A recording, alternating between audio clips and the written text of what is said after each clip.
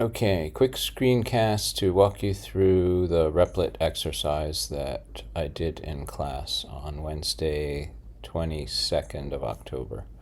So you'll want to visit replit.com, and if you've already got an account, it'll kind of greet you like this: "Hi Mark, what do you want to make?" etc. If you haven't set up an account, then you'll find a more generic greeting, something with a whole lot of marketing to tell you how great Replit is and why you should sign up. But in the upper right region on the screen, you should see a sign up button. And from there, you can supply your Gmail account or your GitHub ID. There's a couple other options. I think you can also just log in with a generic email address. But anyway, that should be straightforward to sort out.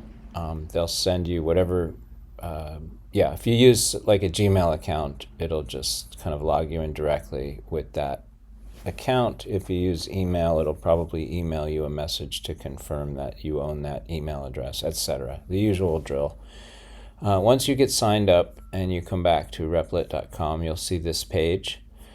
You may see a slightly different user experience because I'm using the paid service, and I recommend you sign up for the free tier so it doesn't cost you anything. But by and large, you should see pretty much what I see. Let me know if you don't. Now they're promoting their AI agent pretty heavily, so it seems like kind of all you can do is start talking to the agent in this big text box and start using AI to do the build. But for our first steps, I want us to actually hand code the apps that we play with. So if you go up here to this page, actually it's this toggle sidebar button is what I want to do. So click that.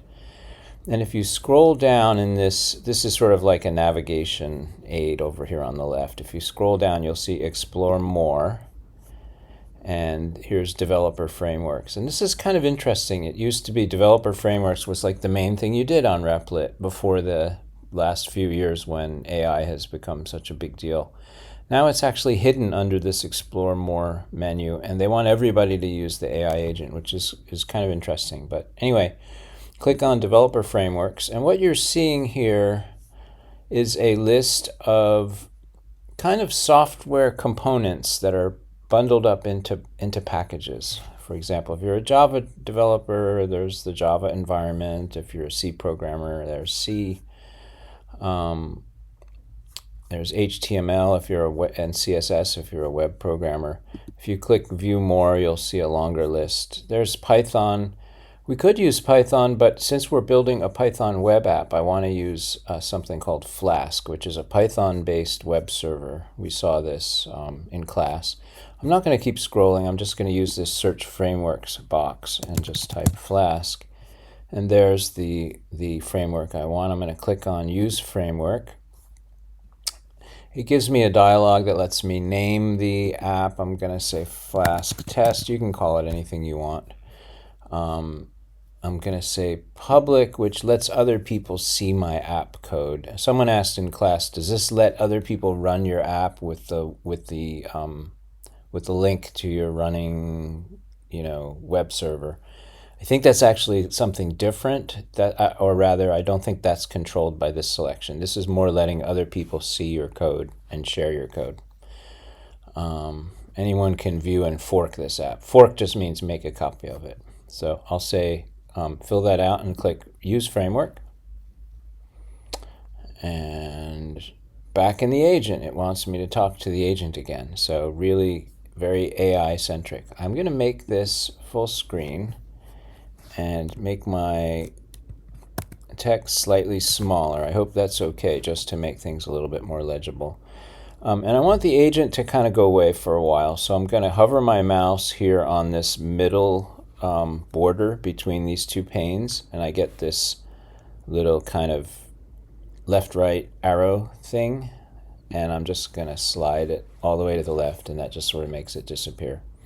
And then in the upper right-hand corner of the screen, you'll see this Open Files button. I'm going to click that, and now on the right, I have a navigation of all the files in my project.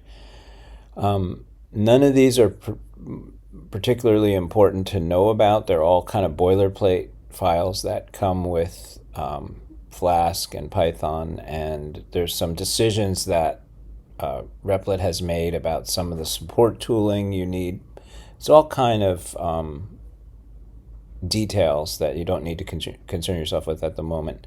The key file you want to be aware of and to experiment with is main.py. This is your actual Python source code that you will be manipulating, and this is what actually gets run when a request comes in to use this web server. So I kind of explained this code, but I think I'll do a better job of that next Wednesday, as well as doing a little bit of refresher on Python in general. So I'm not going to do that right now, but just know that this is programming a kind of a mini web server to simply say hello from Flask when someone comes and visits this web page. So we will click this green play button, which essentially says run my application. If we want to see something's actually happening, you can click on the console window and you see we get these cryptic looking messages. Nothing really interesting there, but just seeing something live is good to know something's happening. I'm going to get rid of that tab for now. We can come back to it later. The key thing we want to do to actually try out the app is to fire up a browser, and we can do that right inside the Replit environment by clicking on Tools and Files. And the thing we want to search for here is called Preview. So if we click on Preview, the longer description is Preview your app. So it's going to let you load a web page. It's effectively simulating a browser. Really, it is a browser, but it's kind of built right into Replit. So I run that, and there it goes, hello from Flask. And just to prove that's actually doing something real, we're going to change this hello from Flask to say hello from Mark's Flask. Now, the folks who are familiar with Python will know that this is a syntax error because I've included a single quote inside a single quoted string, which is not legal. And the code editor in Replit is warning me about that. That's why it's kind of turned this into like a lower intensity color, and it's put this squiggle underneath it. So the way we can fix that is to just put a backslash character. That's not the forward slash, it's the backward slash. On my keyboard, it's above the return key. If that's a hassle, just get rid of the thing altogether and just say hello from Mark Flask, or whatever your name is. Of course, you'll put your name in there. But anyway, I'm going to use backslash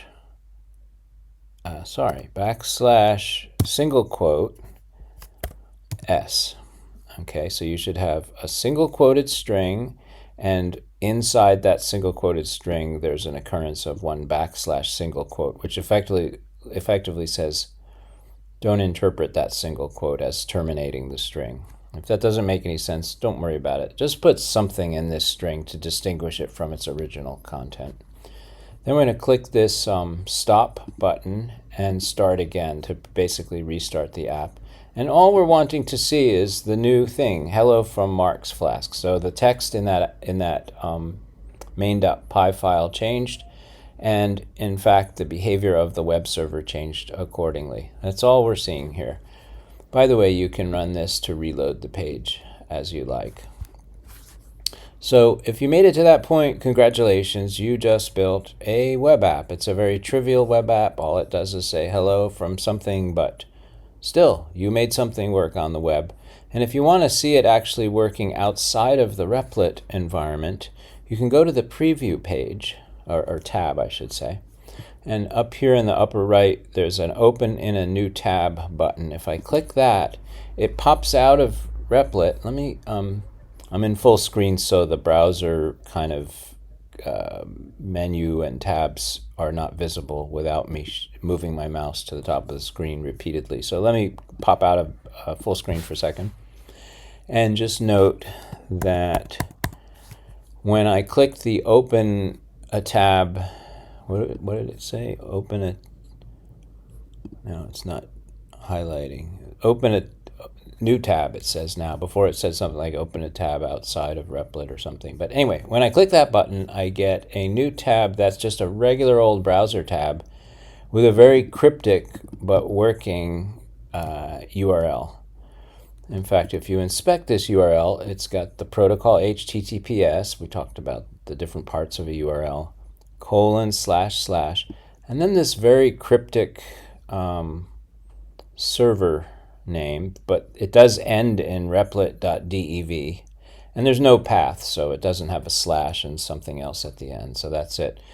If we wanted to see that's just a regular old URL like any other, I could copy that URL, open a brand new tab, and paste it into the address bar, and it'll work. And you can do that from any browser, pretty much anywhere. I imagine I could open my phone right now, open Chrome or Firefox or whatever Android browser I have on my phone, paste that URL into a tab, and it should work fine.